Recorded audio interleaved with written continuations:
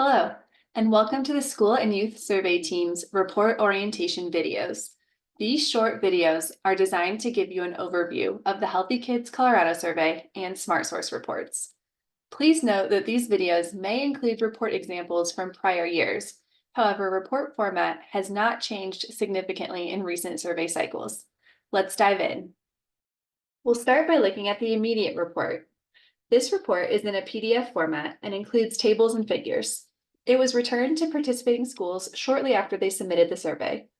Schools can use the immediate report for an early glimpse at local results and to help guide school health efforts during the time before final reports are returned. When you open the immediate report, the first page includes instructions in addition to a summary of results figure like the example on the slide. This figure shows the percentage of your school's responses that align with best practice within each section. You can use this figure to compare sections or to quickly identify strengths and needed improvements. In the example on the slide, we see that this school has at least half of the best practices in place in almost every section. Because this figure is a high-level depiction of your school, we recommend that you dig deeper by looking at responses within each section that follows. When reviewing any SmartSource report, please keep in mind that most schools will not have every best practice in place. The goal of SmartSource is to help schools decide where to increase or realign time, energy, and funding. Here we have a screenshot of the first section, General Health Policies and Practices. The same blue bar chart shown in the summary of results figure on the first page is repeated at the top of each section like you see here. We can see that 57% of responses in this section align with best practice. Underneath, each survey item is listed. Looking across the row for each item, the school's response is listed along with an indication of alignment with best practice, a check mark for yes, and an X for no.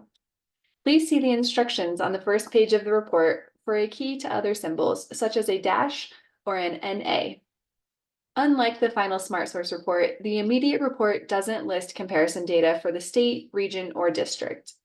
Because the final report includes that comparison data when it's available, you may find it more useful in determining the magnitude of gaps or successes. So let's dive into that report now.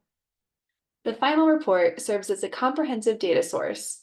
Participating schools and districts receive the final SmartSource report after the statewide survey administration season ends. This report lists all values from the survey, plus comparisons to state aggregates and regional and district aggregates when available. Because the final report is comprehensive, it is also quite long, so we don't recommend printing it out. It's best used as an electronic resource, especially when using the data to create your own presentations, reports, graphs, and other resources. You'll want to start by reading the information contained in the background tab shown here on the screen to gain a better understanding of comparison data, regions, best practice designation, and more. We'll apply much of that information in upcoming slides, so feel free to pause the video if you'd like to read the background tab first. Here on the slide, you'll see an image of the second tab in the final report, labeled Overview. You'll see a hyperlinked table of contents at the top that allows for quick navigation between sections. Just click on the section in the table of contents that you'd like to view, and the page will jump down to that section. Below the table of contents, you'll see participation summary tables that show the percentage of schools in the state, region, and district that participated in SmartSource. This will help provide context when comparing local results to the aggregates. The higher the percentage, the more representative the aggregate. As you move into the next tab labeled General Health Practices, you'll see the actual data presented for this section. Moving left to right across columns, you will see the survey item listed along with any sub-items, the best practice response, your school's response in green, and aggregate comparisons in blue. The district aggregate was suppressed for one item on the slide because there were less than 5 school-level responses within the district for this item. You'll see this represented by a dash in column G. It's circled with yellow highlighter on the slide. You will also notice some items have multiple response options beyond just a yes or no. A good example of this is the third item down. How many times, on average, does your school health council meet per school year? For this item, you will notice that 3 out of the 4 response options shown are marked with an asterisk. The asterisk indicates a best practice, so all three of these response options are considered best practice. Continue exploring the tabs across the bottom of the spreadsheet to view data for the other sections. Next, we'll take a quick look at the differences between the district and school level SmartSource reports.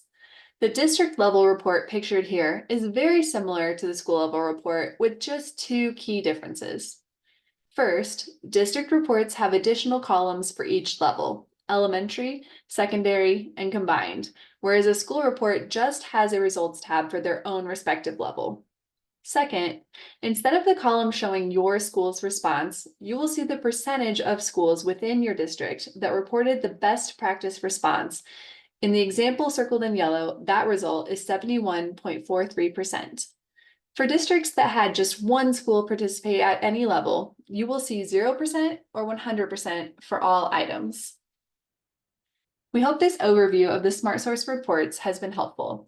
We've now reviewed the school level SmartSource report types and given a brief overview of how the district level final report differs from the school level reports. If you have additional questions about the SmartSource reports or any other questions about our surveys, please reach out. Our team email address, csphsurveyteam@cuanschutz.edu, is listed on the slide. Thank you for joining us for this video.